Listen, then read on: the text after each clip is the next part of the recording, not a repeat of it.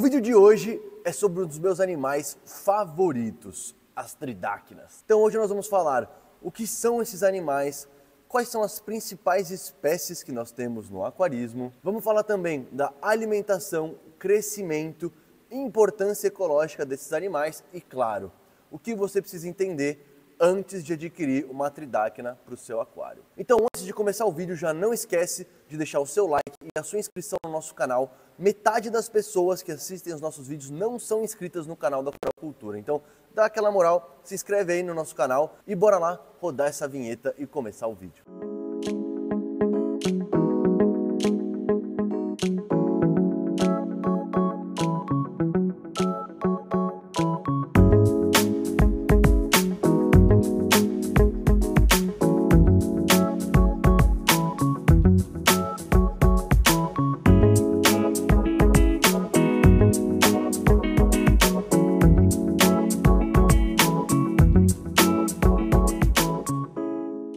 Bom, e para começar esse vídeo, vamos falar um pouquinho, sobre o que são as tridáquinas. Bom, para a gente chegar nas tridáquinas, eu acho que é interessante entender um pouquinho, do contexto evolutivo, da árvore genealógica da vida, principalmente no que diz respeito aos invertebrados. Bom, então basicamente a gente tem o surgimento há 700 milhões de anos atrás, de um dos primeiros invertebrados que são os poríferos, as esponjas.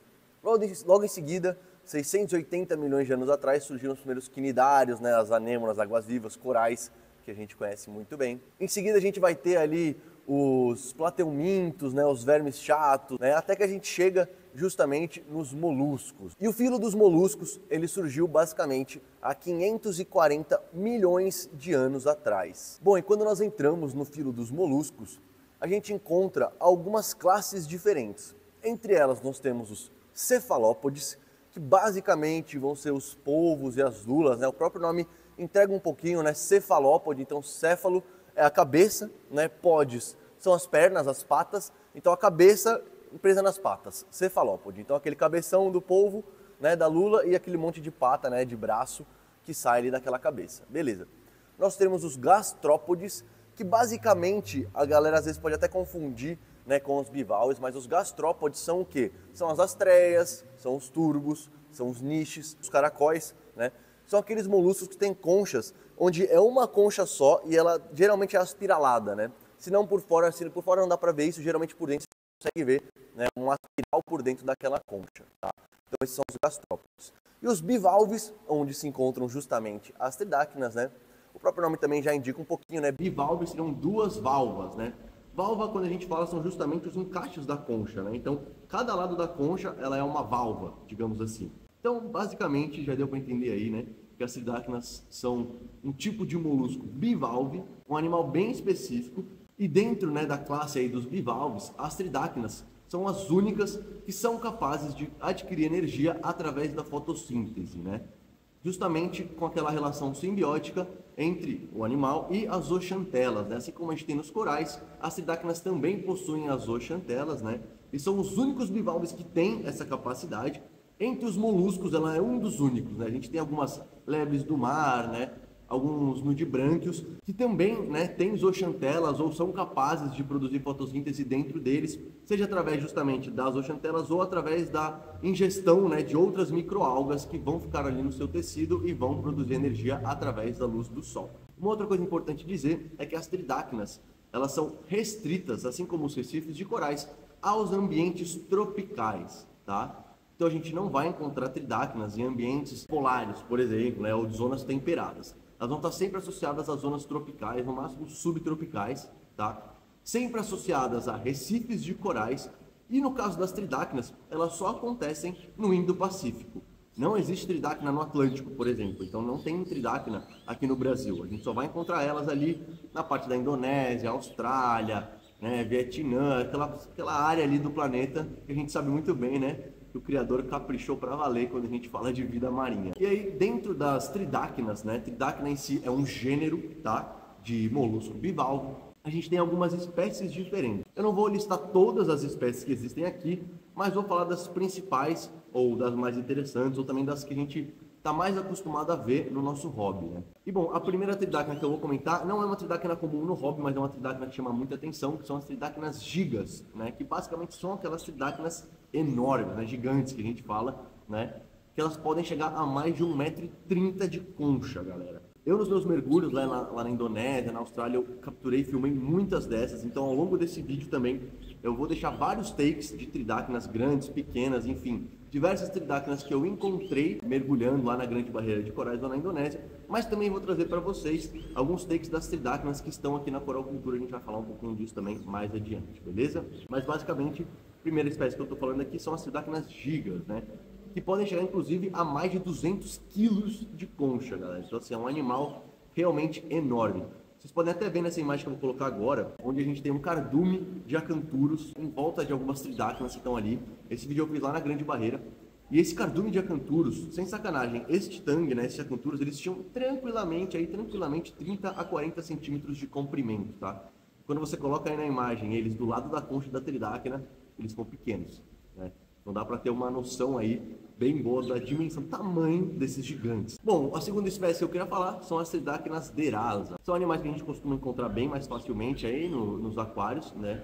Ela tem por característica derasa, vou até pegar aqui uma concha que eu tenho aqui para mostrar para vocês. Então eu quero, né, aproveitar esse momento de falar das espécies. Eu vou pegar aqui algumas conchas de algumas espécies diferentes que eu tenho aqui na Coral Cultura e eu quero mostrar para vocês. Se assim mostrando não ficar bom, depois eu coloco na edição, tá? Mas isso, por exemplo, tá, é uma tridáquina derasa, certo?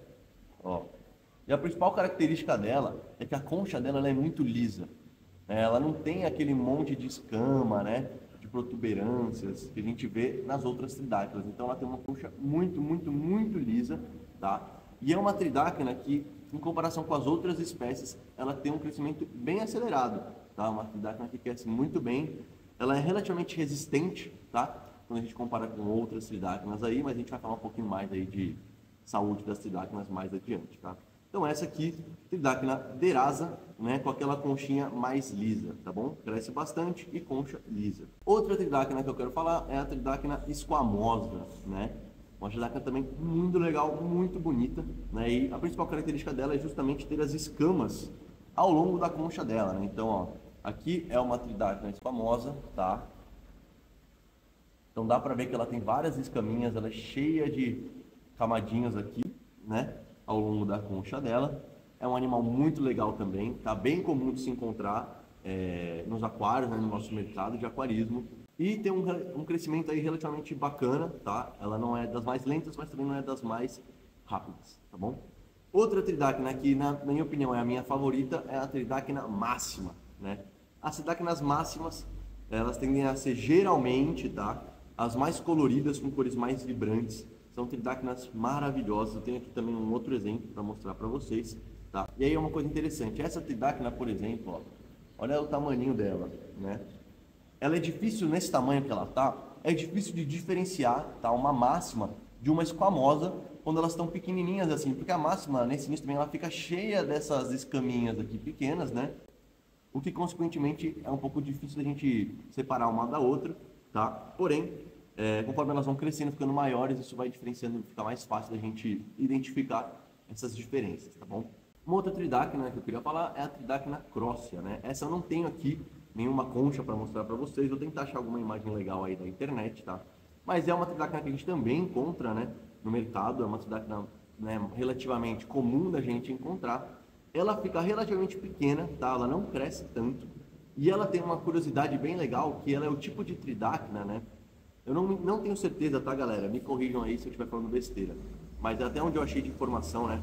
Essa espécie é uma das únicas espécies de tridáquinas que elas vivem encaixadas dentro do recife, né? O que isso quer dizer? Por exemplo, quando uma tridáquina se reproduz, no caso ela se reproduz apenas através da desova, né? Uma reprodução sexuada, aquela larvinha ali de tridáquina, no momento vai assentar no recife, e pode ser que ela assente num lugar que é tipo um buraco, né? Onde ela não vai ter muito espaço para crescer, para se desenvolver. E como é que ela faz para crescer, para sobreviver num lugar desse? Basicamente, conforme ela vai se desenvolvendo, vai crescendo, a tridáquina, ela secreta um ácido em volta da concha dela, e esse ácido, ele meio que derrete aquelas rochas, aqueles esqueletos de corais antigos que formam um recife, né? Ela vai derretendo, ela vai corroendo por dentro né, aquelas pedras, aqueles esqueletos, formando um casulo, abrindo espaço justamente para ela poder crescer ali dentro. Então é muito louco, porque conforme ela vai crescendo, ela vai corroendo ainda mais a rocha, os esqueletos de corais, ela vai abrindo ainda mais espaço para ela. E aí você vê, muito comum de ver justamente tridacnas no Recife, onde você só consegue ver o manto dela para fora, né? Ela só fica ali, você só vê a parte, você não vê a concha, você só vê o manto ali colorido e você não consegue ver a concha e fala, meu, como é que esse bicho foi parar aí? Né? Como é que ele chegou aí? Na verdade, ele está lá há muito tempo e ele está cavando por dentro aquele buraco para ele poder continuar crescendo naquele espaço. Então, pô, é uma adaptação muito legal, né? Fantástica, uma coisa muito curiosa, né? Que, pô, eu acho que é mais um atributo aí, mais uma característica que faz esses animais serem tão incríveis. E a última que eu queria comentar é uma tridacna que a gente não costuma ver aqui no mercado. Acredito que, não sei se já deve ter chegado em algum momento, mas assim, não conheço ninguém que tenha. São as tridacnas hipopos. As tridacnas hipopos, elas são completamente diferentes, o formato da concha delas, de qualquer outra. Tá? Eu consegui encontrar uma só na Grande Barreira. Vou tentar achar a imagem dela, porque tem muitas horas de filmagem, mas acho que eu vou conseguir colocar ela aqui para vocês verem. Porque ela tem a parte de baixo, né, as extremidades, na verdade, da concha, muito mais estreita. Então ela funila muito aqui assim nas pontas, aí ela dá uma engordada e aí ela funila de novo. Então ela tem uma anatomia muito diferente.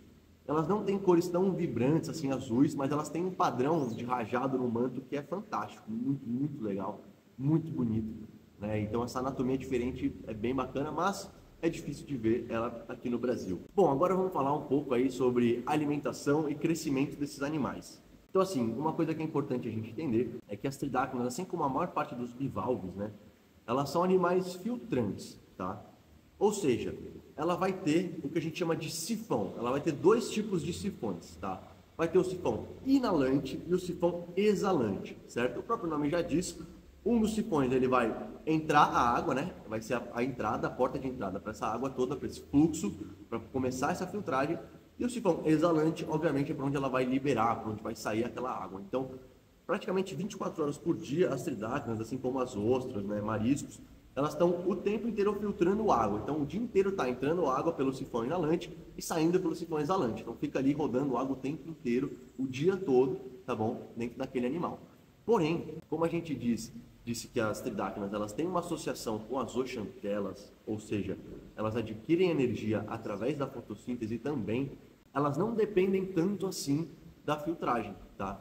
Da água, né? Da filtração daqueles elementos, daquelas partículas da água.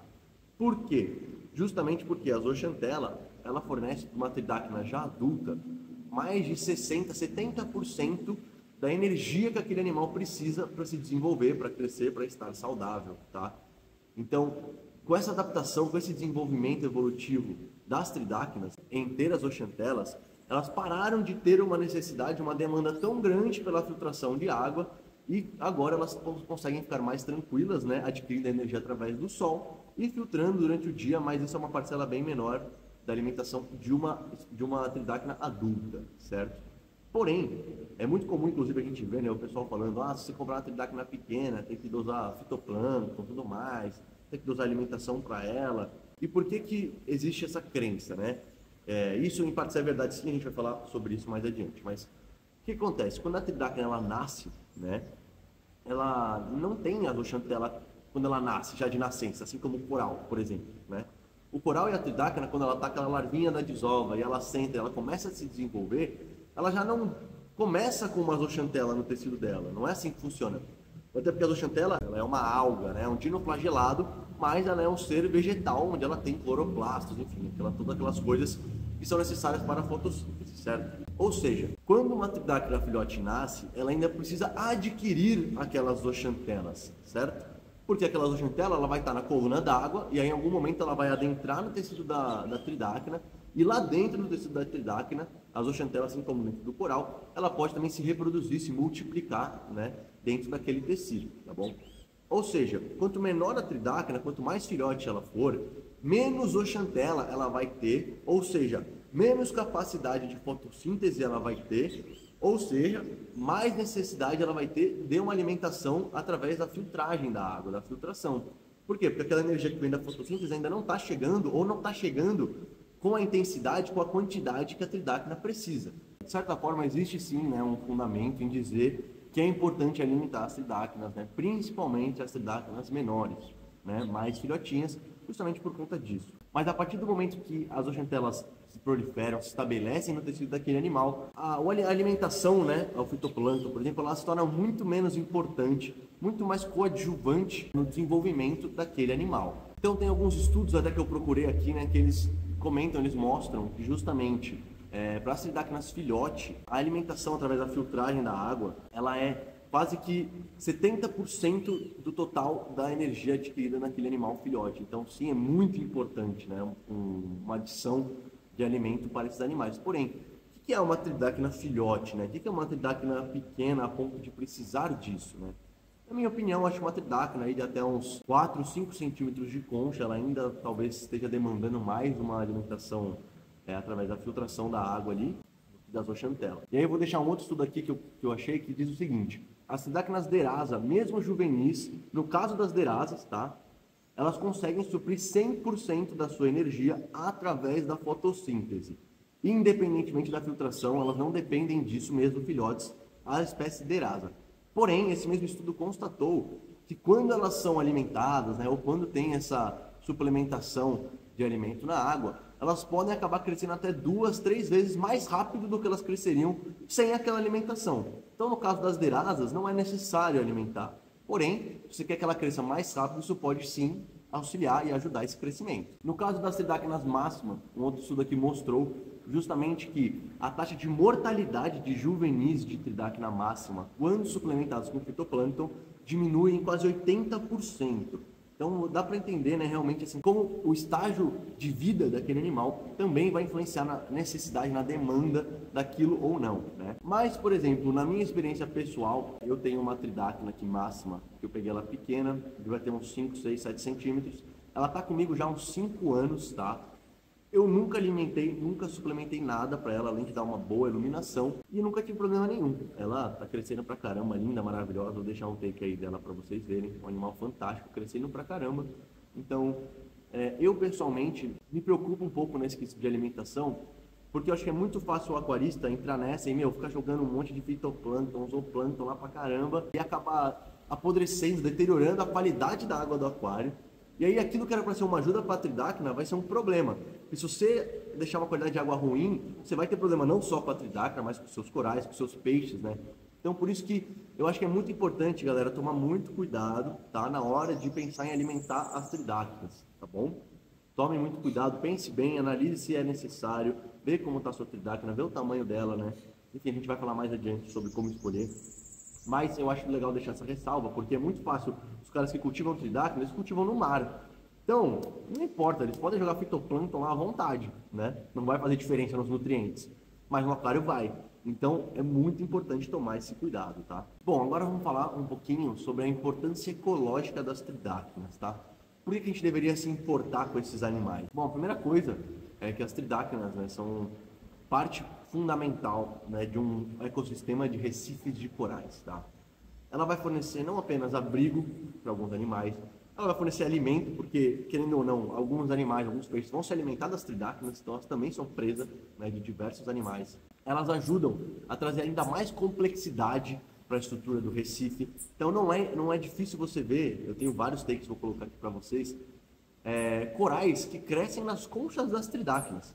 Então não é difícil ver justamente uma tridáquina grande, colônias de corais, SPS, soft, não importa, que se fixaram na concha daquela tridáquina e estão crescendo ali de boa. Então a própria tridáquina, ela vira quase que um mini recife de coral, né? Então isso é muito legal. Ela também vai fazer sequestro de carbono através da fotossíntese da zooxantela, tudo mais. E uma coisa que é muito importante, muito interessante, tem artigos já que comprovam que as tridáquinas, como elas fazem muita fotossíntese, né? As zooxantelas dentro dela fazem muita fotossíntese, como elas estão muito no raso, elas recebem muita luz solar, elas acabam tendo um excesso de produção de zooxantela dentro do tecido delas, tá? E aí o que acontece? Justamente porque elas produzem muita zooxantela o tempo inteiro, e essas zooxantelas, de tempos em tempos, são liberadas na coluna d'água, né? Porque elas precisam fazer aquela autorregulação. E aí o que acontece? Quando a gente tem um recife de coral que está passando por um estresse, né, térmico, está passando por um processo de branqueamento, que vocês sabem muito bem, já até falamos sobre isso em algum outro vídeo, onde o branqueamento ele é a expulsão da zooxantela, né? Um recife de coral que tem tridáctinas saudáveis, ele pode ser um recife de coral mais resiliente ao branqueamento, justamente porque as zooxantelas que as tridáctinas produzem em excesso, né, vão para a coluna d'água e elas podem servir para fornecer energia para os corais. Então, se você tem uma tridáctina bombando, jogando zooxantela o tempo inteiro na coluna d'água de um recife de corais, onde os corais estão com poucas zooxantelas, aquelas zooxantelas da coluna d'água se tornam biodisponíveis, elas ficam disponíveis para o coral capturar. E aí o coral consegue recuperar as zooxantelas e aquilo faz com que ele se recupere do branqueamento mais fácil, ou que ele fique mais resistente ao branqueamento, porque está tendo uma entrada mais contínua de zooxantela nele. Então as tridáctinas, elas basicamente podem ajudar a salvar os corais do branqueamento, justamente através desse fornecimento de zooxantelas para eles. Então, cara, isso é uma coisa fantástica, né? Muito legal. E aí você pode até perguntar, Lipe, então, pô, vou botar uma tridáctina no meu aquário que os bichos vão ficar bombados. Olha, eu não acho que necessariamente é isso que vai acontecer, tá? Não dá para cravar que, nossa, tem uma tridáctina no seu aquário que os seus corais vão ficar mais resilientes ao branqueamento. Não dá para dizer isso, mas também não dá para dizer o contrário. Então, poxa, é legal ter uma tridáctina, é um animal fantástico, lindo, maravilhoso, e talvez ela ainda possa auxiliar nisso, de fornecer zooxantelas para os corais. Então, cara, é um animal fantástico, fundamental, que a gente tem que se preocupar. Muito antigamente a gente via tridáctinas sendo usadas como bacia de pia, galera. Então, assim, o pessoal pegava tridáctinas desse tamanho, tridáctinas que demoraram décadas para chegar naquele tamanho, pegava o animal, matava, arrancava ele ali de dentro e usava a concha como pia. Então, cara, eu vou arranjar umas fotos aí antigas na internet, vai dar pra ver. E, cara, você olha, isso dá uma dó, cara. Porque quem conhece tridáctina, né, olha e fala, meu, como o animal chegou nesse tamanho, a pessoa foi lá, arrancou ela na natureza, transformou ela numa decoração, né, cara? É uma coisa bizarra. Mas isso aconteceu muito, então teve muito esse problema de predação, porque era uma concha muito grande, muito bonita, né, que elas tinham. Então houve esse interesse comercial, né? E aí uma outra coisa que acontece também em países mais simples, né, como lá na África, na Indonésia, as tridáctinas elas também são consumidas, elas são comidas, como se fosse uma ostra, né? Tem até um valor afrodisíaco ali, então tem muita gente que se alimenta das tridáctinas. Os caras mergulham, pega ali, pum, abre, manda para dentro crua como se fosse uma ostra, cara.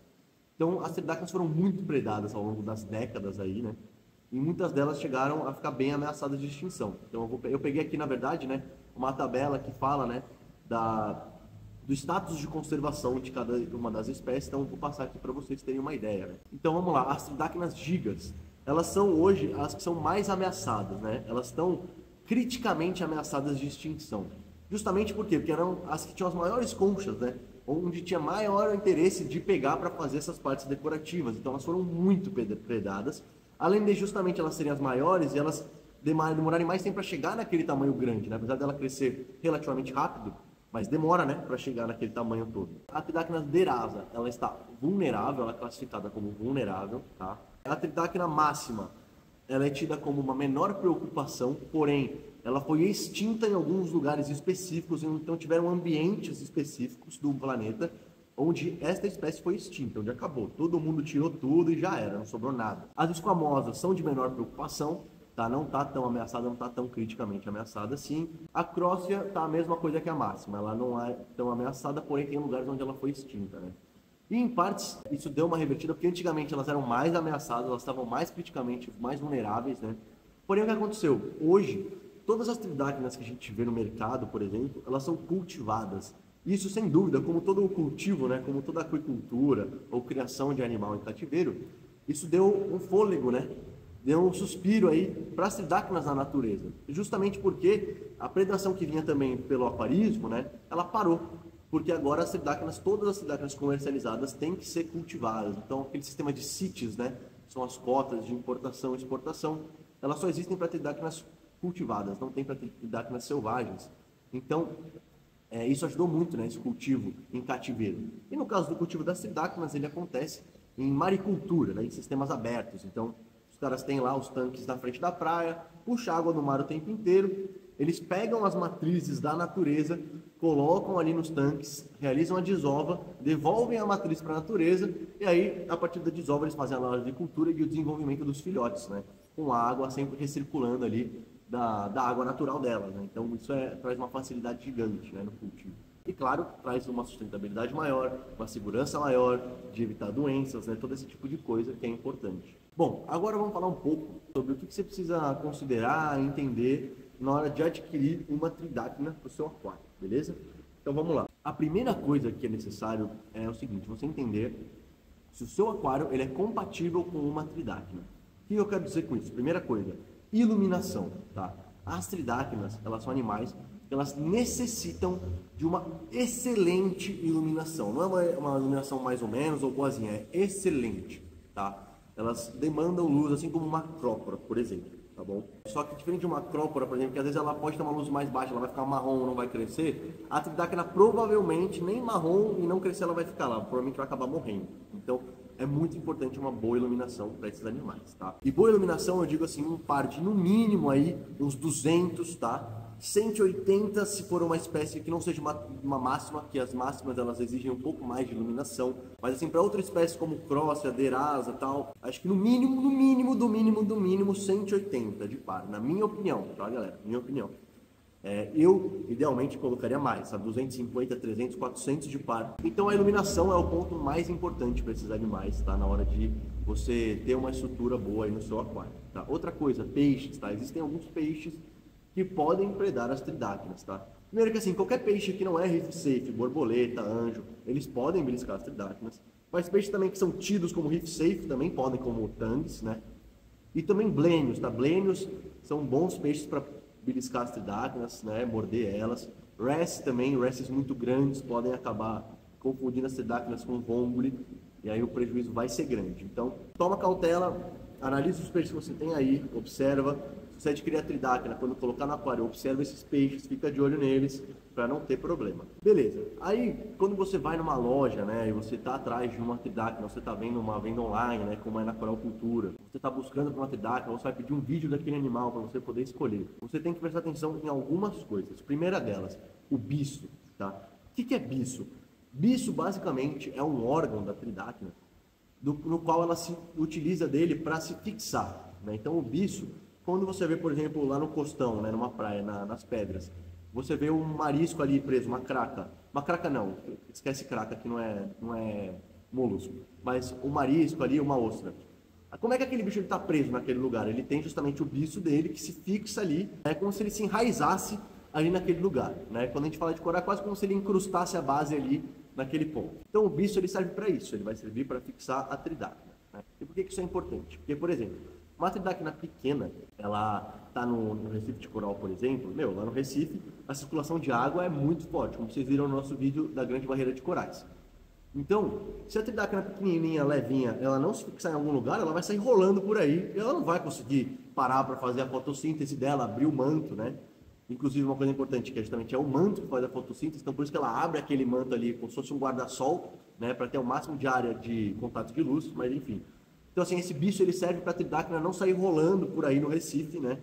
Para ela poder ficar parada e se fixar e crescer naquele lugar. Uma tridáctila que está, por exemplo, com um bicho danificado ou bicho machucado, provavelmente é uma tridáctila que vai acabar morrendo, porque aquilo vai gerar uma infecção, porque o bicho, ele geralmente está fora da concha, mas ele é um órgão que vai até o lado de dentro da tridáctila, né? Toda a parte interna dela ali. Então, se você tem algum problema, se você machuca aquele órgão, você pode gerar uma infecção interna naquele animal e ele acabar morrendo por conta disso, tá? Uma outra coisa importante em relação ao bicho é, quando você tiver uma tridáctila, estiver na loja, em algum outro lugar, ela tiver com o bicho fixado em algum lugar, não dá para você simplesmente puxar a tridáctila, arrancar de lá e beleza, porque ela vai sair. Mas ela vai sair, mas o bicho vai ficar. E aí você vai matar aquela tridáctila, tá? Então, idealmente, se você tiver uma tridáctila que está presa num lugar que você não consegue tirar, você tem que ir com muita cautela. Se for um vidro, melhor ainda, você vai com uma lâmina bem rente ao vidro, tirando bem devagarinho aquele bicho, tá? Agora, se ele estiver preso no meio de uma rocha, aí vai ser muito difícil de tirar, sem danificar aquele animal. Mas se você quebrar a rocha em volta, deixar ela presa naquele pedacinho de rocha e colar o pedacinho de rocha. Então, isso é bem importante de prestar atenção. Uma outra coisa interessante é que a tridáctila, como eu falei, o bicho serve para prender ela no lugar, né? Mas chega um ponto onde, não sei se todas as espécies são assim, tá, galera? Mas eu acredito que a maioria. Chega um ponto onde a tridáctila ela adquire um peso suficiente para ela parar de sair rolando por aí. E aí ela para de utilizar o bicho. Eu não sei ao certo se o bicho desaparece, se ele some, mas ele deixa de ser esse órgão que segura a tridáquila no lugar, porque ela já tem peso suficiente para não sair voando por aí. Então aí nesse momento que ela já entende que ela não vai sair com a força da corrente tão facilmente, ela para de utilizar o bicho. Por exemplo, a minha tridáquila máxima aqui mais antiga, esses dias ela se soltou da base dela sozinha. E ela não tem mais o bicho para fora ali, nem nada do tipo. Então assim, meio que ela atingiu a maturidade dela, né?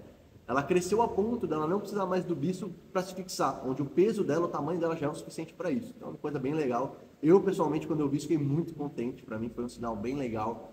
Como eu falei, é um animal, um dos meus animais favoritos da cidade. Eu sou apaixonado por esse bicho. Então, eu fiquei muito feliz de ver isso, né? Bem legal. E aí, uma coisa importante dizer que é o seguinte: há um tempo atrás, eu adquiri algumas tridáquinas, né? Eu adquiri 2 lotes de tridáquinas diferentes. Um tem alguns bons meses, tá? Onde eu adquiri 4 tridáquinas, tá? Dessas 4, 3 morreram. Foram as conchas que eu mostrei para vocês, né? Essas aqui, ó.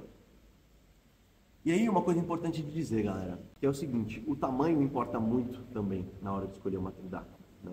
Quanto menor a tridáquina, maior a chance dela morrer no seu aquário, tá? Então isso é muito importante reparar. Então, eu peguei esse lote de tridáquina, elas estavam muito pequenas, muito pequenas. E aí, das 4, morreram 3.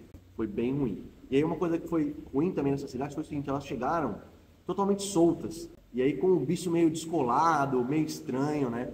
E aí, essas tridáquinas em si que eu tô falando, que eu perdi, elas não duraram uma semana aqui comigo. Elas chegaram em uma semana, morreram 3 das 4. E elas chegaram com um bicho ruim. Então, eu tenho certeza que isso também contribuiu para elas não conseguirem prosperar aqui, né? Outra coisa importante reparar é o manto, que é aquele tecidão azul ou rajado, marrom que a gente vê, né? O manto, quando você for escolher uma tridáquina, é importante que ele esteja com a bordinha perfeita, tá?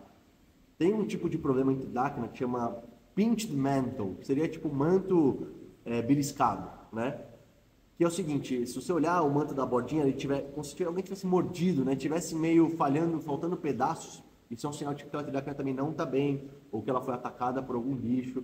Se o manto dela tá meio, sabe, desmilinguido, não tá abertão assim, provavelmente ela não tá legal, ela tá meio esquisita ali, não tá funcionando direito, tá? Então é importante prestar atenção nisso, tá? Outra coisa, no sifão, né? Eu já ouvi falar que assim, o sifão, principalmente o isolante, ele não pode estar tão aberto, né, tão grandão. E assim, eu concordo, eu acho que isso pode ser um sinal ruim, porém, eu já observei às vezes nas minhas tridáquinas, vezes delas estarem com um bocão grandão, mas ali aos 5, 10 minutos fica normal de novo. Então pode ser que em alguns momentos isso aconteça, mas se ela ficar dias desse jeito, aí realmente eu acho que pode estar tendo algum problema, né? E aí eu comentei desse primeiro lote de tridáquina que eu adquiri, que eu perdi a maior parte dela, né? Mas eu adquiri um segundo lote de tridáquina, que eu até postei nos stories há um tempo atrás, acho que tem uma semana mais ou menos, né? Um lote de tridáquinas que chegaram no Brasil, né, de tridáquinas máximas. E aí eu comprei esse lote aí, eu comprei 9, não comprei um lote, né? Mas foi um lote porque foram 9 no total, né? E aí eu adquiri esses animais. E aí, diferente da outra leva que eu peguei, né? A maior diferença entre as tridáquinas da leva anterior e dessa era o tamanho, né? Como eu comentei, o tamanho é muito importante, galera, muito importante. Porque, ó, mesmo essa aqui, ó, que foi a maior do lote que eu perdi lá, já tava pequena. Olha essa máxima aqui, cara. Olha o tamanho dessa concha. É muito pequeno, né? Muito pequena. Então, assim, as tridáquinas que vieram dessa segunda leva, já são tridáquinas que a concha tem uns 7, 8 centímetros. Isso aqui ela tem 4 centímetros. Então, assim, a diferença de tamanho muito grande. E isso foi um dos principais motivadores que me fizeram querer aquelas tridáquinas, né? E pegar uma quantidade legal. Porque elas estavam num tamanho bem bacana. E isso é fundamental, né? É fundamental porque elas já se desenvolveram melhor, é fundamental porque elas já estão menos dependentes de fitoplâncton, esse tipo de coisa, né? Então, é importante reparar muito no tamanho. E é complicado porque, assim, quando a gente vê foto de uma tridáquila muito pequenininha, tipo essa aqui, pela foto não dá para ter noção de quão minúsculo é isso aqui, né? Porque a foto não dá uma perspectiva tão boa de tamanho, mas isso aqui, quando você vai ver a foto da tridáquila, você vê uma basezinha redonda, e a basezinha redonda é maior que a tridáquila, você pode ter certeza que aquela tridáquila é muito pequena, né? Então, tem que tomar esse cuidado, tá? É muito importante. Uma outra coisa é o reflexo da tridáquila. Por exemplo, as tridáquilas que chegaram que eu perdi, elas não tinham reflexo nenhum. Você passava a mão assim em cima da luz, elas não fechavam, né? Já essa nova leva de tridáquilas que estão aqui, elas têm um reflexo muito rápido. Então você passou a mão, fez uma sombra, ela já fechou. Então esse reflexo, ele é uma coisa que é muito bom numa tridáctila nova, antes de você adquirir, é muito importante você reparar isso. Porque se ela está sem reflexo, ela provavelmente não está muito legal, tá? E até uma coisa interessante que eu me lembrei agora de comentar, né? Por que ela tem reflexo? Por que a tridáctila tem reflexo? Porque ela percebe a luz ali, né? Se você reparar, no manto da tridáctila, ela geralmente tem umas bolinhas, parecem uns olhos pequenininhos, pretos, né? Aquilo basicamente são fotorreceptores, são receptores de luz. Então, através daquilo, a tridáctila consegue entender onde está a luz, ela sente luz, né? Então, ela sente se está sombra, ela sente se está sol, se não está, né? E aí isso também permite que a tridáctila se mova, né? Se posicione da maneira mais adequada para capturar aquela luz. Então pensa que o manto da tridáctila é como se fosse um painel solar, né?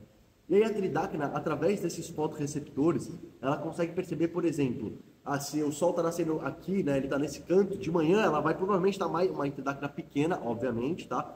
Por quê? Porque a tridáctila pequena consegue se mexer ali com o biço dela, consegue se girar com o biço. Então, o que ela faz? O sol está nascendo desse lado, ela inclina para o sol, para que ela garanta uma maior taxa de luz em cima dela. Mesma coisa conforme o dia vai passando, o sol vai mexendo, ela vai se mexendo também para acompanhar esse sol. Mesma coisa você pode testar no seu aquário, você pega uma tridáctila, bota ela de lado para a sua luminária, provavelmente depois de 1, 2 dias ela já vai estar de pé, virada para a luz. Ou, por exemplo, aqui na Corocultura é engraçado, eu tenho aqui a janela na minha frente, aqui, onde está a câmera. No aquário aqui, quando eu deixo a janela aberta de manhã, às vezes eu chego, a minha tridáctila pequena aqui, ela está virada para a janela. Sabe, ela vira 180 graus, ela vira totalmente para a janela de manhã, antes da luminária acender. Depois, você chega de tarde, ela já virou de volta. É uma coisa muito louca, né? Então, esses fotorreceptores, né, e esse reflexo é muito importante para a tridáctila, tá? Para entender se ela está funcionando, se ela está legal. Outra coisa, que aí também eu acho que é uma das coisas mais importantes de reparar, tá? Borda de crescimento, beleza? Que é o seguinte, que é outra coisa que essas tridáctilas que eu perdi não tinham quando chegaram aqui, tá? Mas as outras eu vou mostrar agora para vocês, vão estar vendo na imagem. O que é a borda de crescimento? Basicamente é o seguinte, uma tridáctila saudável, a borda dos dois lados da concha dela tem que ser branca, branca, branca, tá? Totalmente branca. Por quê? Porque a tridáctila, ela vai meio que crescendo, tipo, do meio para os laterais, né? Então ela vai, aqui nessa, pensa aqui nela fechada, né? Ela vai precipitando concha nova nessa área aqui, ó, bem onde, né, ela fechada fica ali aquela aberturazinha. Então, essa parte de uma tridáctila saudável, ela está sempre branca, porque ela está sempre se renovando, ela está o tempo inteiro crescendo. E por que ela é branca? Justamente porque aquela parte do esqueleto, ela não é viva, mas ela tem uma proteção ali que impede a formação de algas. Justamente porque ali é uma camada de crescimento, uma área de crescimento para a tridáctila, né? Então ela vai estar sempre branca se a tridáctila estiver saudável, porque a tridáctila não permite que algas cresçam ali, não se forme um biofilme ali. Diferente do que acontece no resto da concha. Se você olhar, tem aquela borda branca, mas o resto da concha está cinza. Por quê? Porque aquela parte já está toda cheia de alga, né? Está com biofilme, está com várias coisas ali. Mas a parte branca, ela tem que estar presente se você vai comprar uma tridáctila. E ela está com a concha toda cinza, ela não tem nada branco, foge. Foge que é furada. É sinal de que aquele bicho não só não está bem, como ele não está bem há um tempo. Porque aquela parte branca já ficou branca, já ficou cinza, e ela não está produzindo mais concha nova. Então isso é muito importante de reparar, galera, muito importante. E mesmo depois de você já ter uma tridáctila, tá aí há um tempo no teu aquário, você está desconfiado que ela não está bem, repara nisso também. Isso vai te indicar se ela está saudável ou se ela não está saudável, se ela está crescendo ou se ela não está crescendo. A tridáctila, ela vai estar, a vida inteira dela, ela vai ter essa bordinha mais clarinha, tá bom? E aí, acho que uma última coisa para complementar, né, as dicas de escolha da tridáctila, né? As tridáctilas, elas podem ter uma praga conhecida como Pyramid Snail, que basicamente é um outro molusco, no caso um gastrópode, se não me engano, que é basicamente um snailzinho que ele tem uma concha em formato de pirâmide, né, bem triangular. Geralmente, essa praguinha dá na parte de baixo da concha, tá? Na parte do biço. E esse animal, ele acaba comendo a tridáctila de dentro para fora. Então, ele vai entrando pelo biço e ele vai comendo todo o tecido da tridáctila ali dentro. Quando você vê, já era, acabou, a tridáctila morreu, tá? Um outro bicho, às vezes, pode ser um problema para a tridáctila, é verme de fogo também, tá? Às vezes eles podem entrar ali no bicho e acaba com a tridáctila. Então tem que tomar cuidado também se você vai deixar ela no substrato, tá? Mas se vai deixar ela no substrato, ela também tem que lembrar que ela tem que ter uma ótima iluminação, um bom par ali, tá bom? Para que ela se desenvolva bem. E bom, é isso aí, pessoal. Acho que o vídeo que eu tinha para falar das tridáctilas, acho que é isso. Com certeza ficou alguma coisa de fora, mas É um assunto que eu gosto muito, muito mesmo. Eu espero que vocês tenham gostado desse vídeo, que tenha sido bem informativo, tenha ajudado vocês, né? Deixem aqui nos comentários o que vocês acharam. Se inscrevam no canal, por favor, galera. É muito importante aí a moral de vocês. Se vocês gostaram do vídeo, deixa o like também, tá?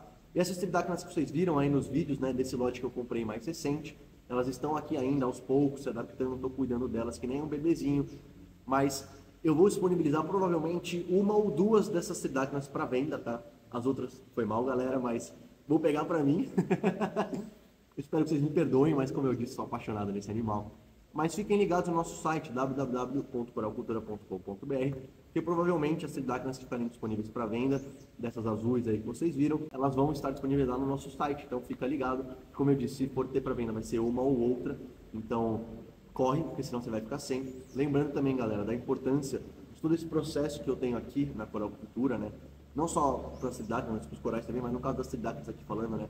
Os animais chegarem aqui, a gente deixar um belo de um tempo elas descansando, esperando. Porque tem muita gente que chega, bota a tridacna na loja e já anuncia no mesmo dia, que é uma baita de uma irresponsabilidade. Por quê? Porque apesar da tridacna ser um animal bem resistente, né, ela é um animal bem forte, ela tem algumas sensibilidades, né? E um animal que está mudando o tempo inteiro de água, ele se estressa, ele abaixa a imunidade, ele começa a possivelmente ter alguns problemas, né? Então, o cara que compra da uma importadora, leva para a loja, não sei no mesmo dia, na minha opinião, é totalmente irresponsável. Não só com um aquarista que vai comprar um bicho que provavelmente está estressado e vai acabar morrendo, mas também com esse animal, como vocês viram, tem uma importância tão fundamental assim, né? É um animal tão lindo, fantástico e importante, beleza? Então é isso aí, galera. Tamo junto. Acompanhe aí o nosso canal do YouTube, também o nosso Instagram. Fiquem ligados que vai estar sempre tendo novidade aí pra vocês, beleza? Então é isso aí. Tamo junto e fui!